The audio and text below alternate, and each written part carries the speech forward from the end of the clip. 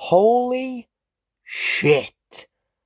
I did not expect this many questions, and the announcement video I did has not even been up for 24 hours.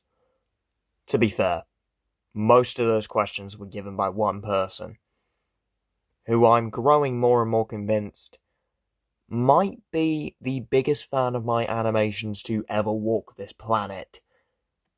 Obviously, I appreciate it, but wow. Did not know someone could enjoy this cinematic universe that much. But I still got questions from other people about things that weren't animation related. So, let's get into those. Obviously, I will be taking down the announcement video, because if someone comments under that, I'm like, bitch, the Q&A is done. You had your chance. But let's get into the first question. Oh, great, it's a 3-part question. I don't like to do work. Okay, so what's my favorite band? Will I make more AI Presidents videos ranking rock and metal bands, like discographies, like their albums? And how did my YouTube name originate? Oh! Not much of a backstory behind that one, but I'm gonna answer that first. Yeah, it's not the most original YouTube name in the world. If I sound a bit weird, it's because this is the 9th time I've tried recording this answer, because my friends have decided to spam me, and my phone is constantly keep vibrating, so. But anyway, Danimation, easy. My name's Daniel and I do animations, because my name's it's not Dan. I prefer to be called Daniel. I don't mind being called Dan, but I've always preferred Daniel. But in case you didn't know, like back in 2021, oh my fucking god, I've been doing YouTube for 4 years. I am fucking old. But yeah, back then it was like only animations, like only fan films and videos like this, where me talking as like a virtual character. It wasn't until like 2024, like early last year, that I started branching out into like AI Presidents and like Analog Horror, and it was those series that really blew it up, and I think brought more audience to go over to the animations and say, oh, okay, these are actually also really cool.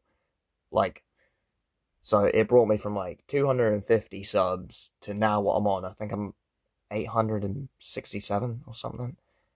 But yeah, it's really just animation with the letter D in front of it to make Danimation. Because, you know, haha, funny pun. My name's Daniel and I do animations. Yeah. I wish it was something cooler, but it's the hand I've been given. As for my favourite bands, that is the hardest question I've ever been given, because it changes like every single day. Like one day it will be Slipknot, the next day it will be Korn, because those are like the main two I flip-flop between. Dope is one I've been really enjoying lately. Linkin Park I've enjoyed since I was a kid. And I love Suicide Silence, like mainly like the Mitch Lucker era. I love that stuff. And even other YouTube musicians, like when you go through an emo phase, like Johnny Gilbert's always a good artist. And DA Games, I've been on a kick like revisiting all that. Like his old FNAF material, his Iris stuff, which is like amazing. Like those 3 Iris albums are like, they're some of the most underrated metal records ever, and I think because he's a YouTuber, he doesn't really get the respect in the metal scene that he deserves for Iris. And then even that new FNAF song he did, Madman, for the movie, was so good. That's like now one of my favorite songs.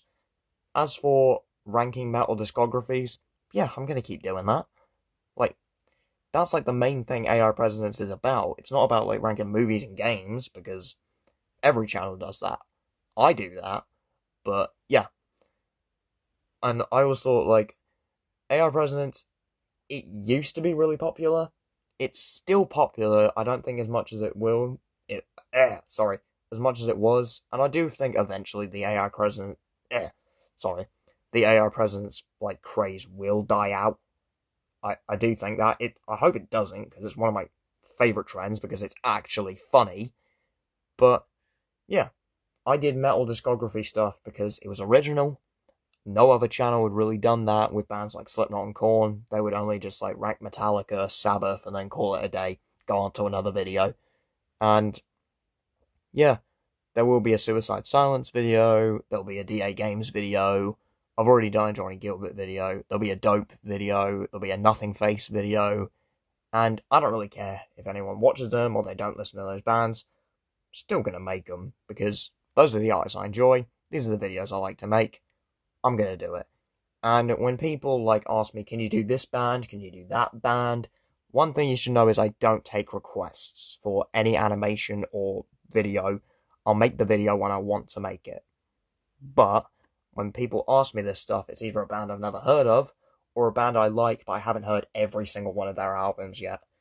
That's what's making me think of putting Suicide Silence into 2 parts, to do the Mitch era and the Eddie era, because I know the Mitch era front to back. The Eddie era is way longer, and nothing really like quite hit as good as the Mitch era did. Fucking rest in peace, Mitch Lucker, dude. But yeah, there will be more. My YouTube name is very unoriginal, and my favourite band like changes every other week. So yeah, there you go.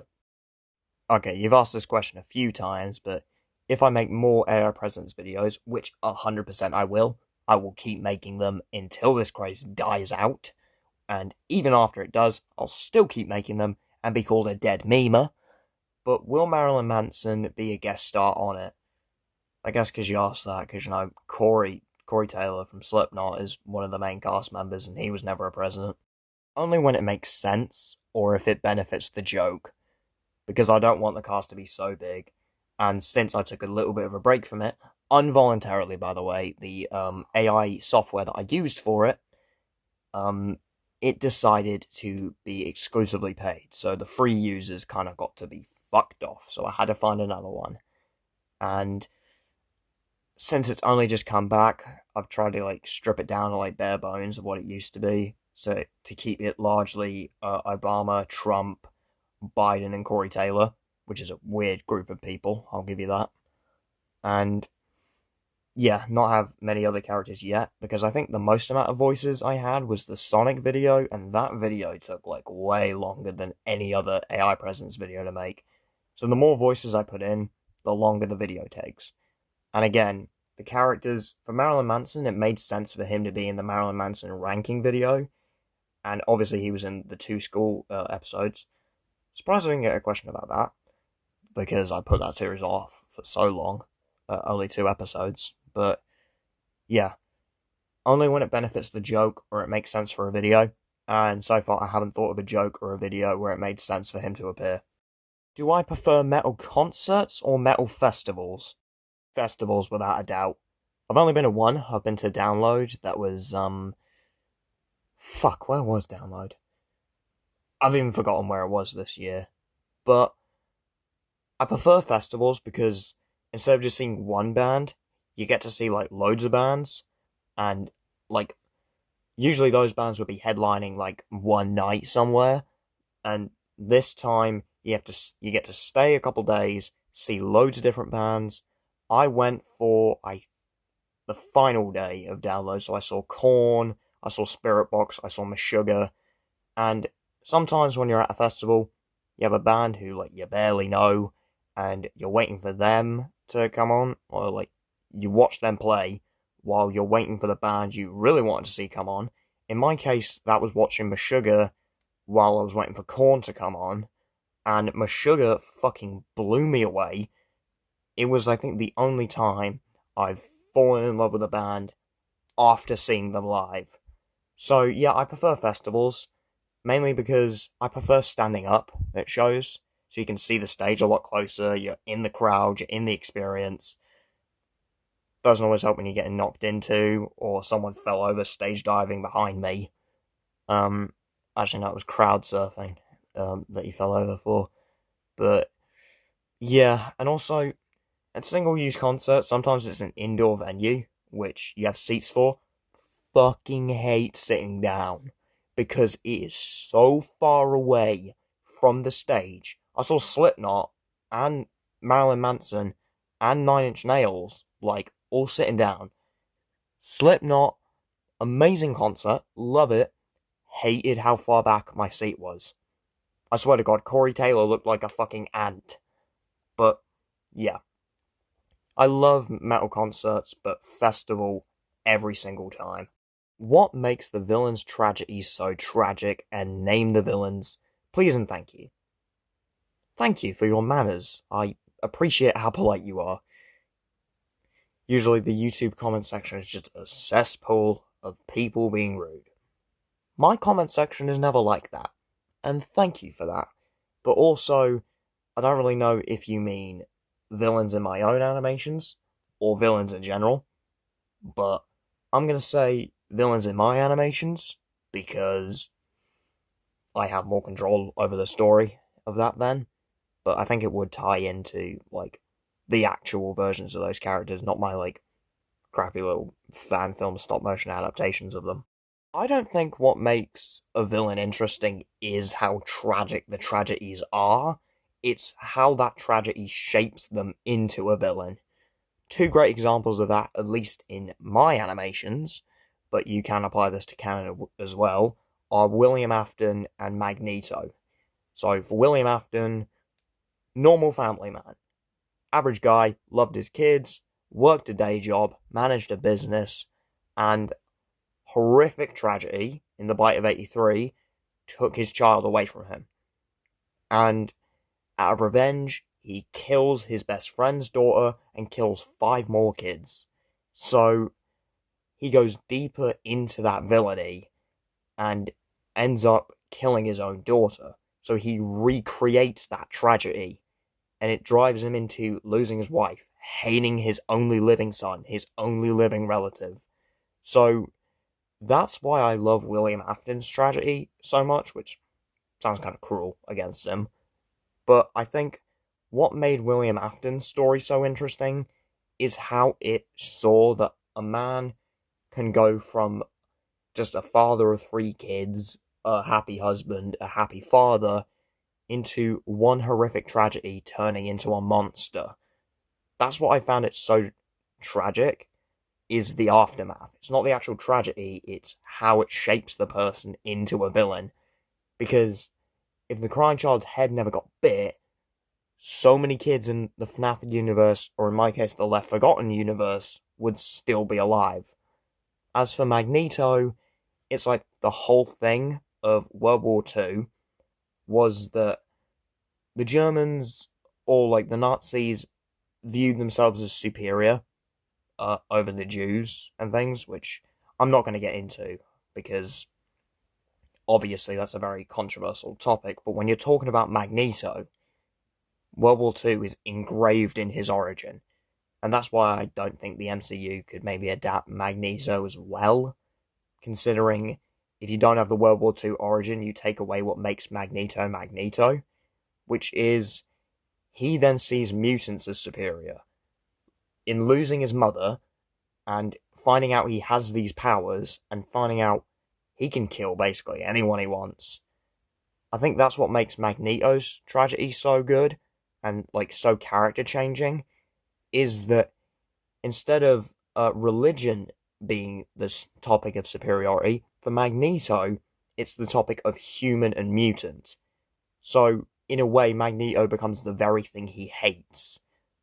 Those are 2 great examples, and I think probably 2 of the best examples, at least on my channel's animations.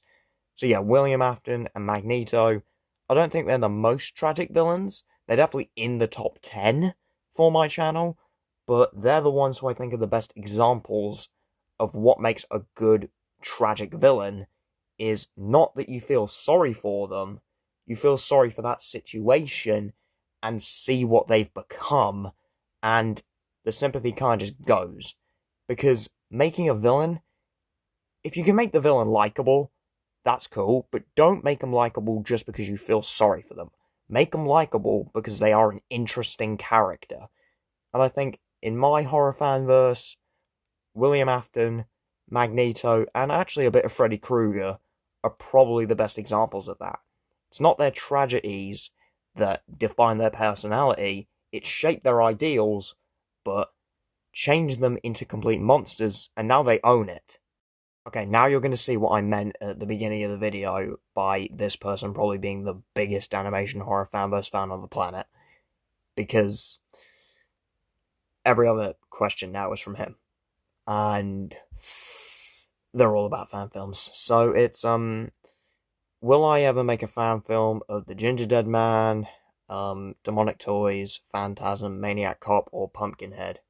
Like I said earlier in the video, I don't take requests. I make the videos that I want to make at the time. But Pumpkinhead, yes. So what does my Ultron figure look like? Basically, you want to know what Ultron's going to look like in X-Men 2 when I finally make it, because I lost all the footage when I changed my phone. I'm not looking forward to making X-Men 2, by the way, because X-Men 1 was a 3-month long drain, and I'm expecting X2 is going to be even worse, but I'm still excited for it. And yeah, I've been kind of cagey about what Ultron's going to look like. I think he's the only character design, aside from Vision, that I haven't revealed. Alright, here's a picture. I decided to go with the design from the comics, because A, the figure was cheaper. B, because I think the comic design is more intimidating. And it's just the cooler look. And for most of the characters, in case you haven't noticed, specifically the X-Men fan films, there's not much horror in there, even though it is a horror cinematic universe. But they're probably the least scary ones, and that's because they're very comic booky. So, I basically thought, for most of the characters, I think actually for every character except for Mystique in those movies, all the characters are completely comic accurate. Because I wanted to make a really, X-Men, like a love letter to X-Men comics, and also the animated series. Because 100%, if Ultron was in the X-Men animated series, or X-Men 97, this is how he would look. So, yeah, this is what Ultron's going to look like in the fanverse. Okay, there's a lot of spelling mistakes in this question, but I think it means, will the D-Rex or the Ultimasaurus be in my Jurassic Park fan films? The D-Rex, yes, because it's a cool dinosaur, it's got cool lore, it's got a cool design. The Ultimasaurus wasn't in a movie as far as I'm aware, I know next to nothing about it, so no. In Left Forgotten, why is William Afton obsessed with Foxy?